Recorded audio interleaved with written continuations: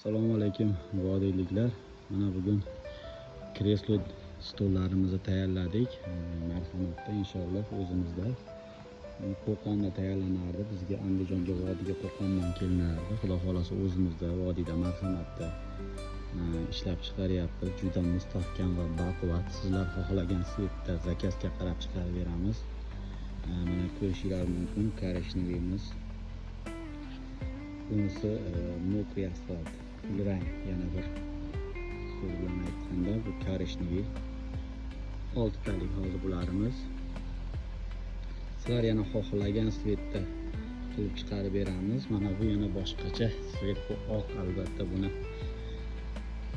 ko'yin nozik opalarimizga zakaz bilan chiqarib beramiz. Bu ham juda bir chiroyli chiqqan. Xudo xolasa 4 talik, 6 talik, 8 talik zakazga qarab chiqarib beraveramiz. Yana bitta narsaga ahamiyat berishlaringizni so'rab qo'ygan bo'lardim. Ko'rgan bo'lsanglar, ko'p joyda oyoqlari faqat bunday to'g'ri bo'ladi, ko'p joyda.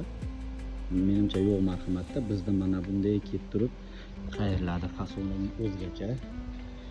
Yumshoq, machalkalarni ayamaganmiz, juda yumshoq, baquvvat, svarkalari baquvvat, svarkalariga javob beramiz, xudo xolasa.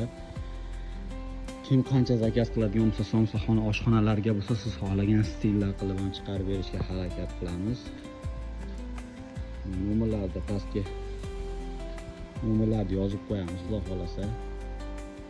Ko'rib bemalol zakaz qilaverasizlar.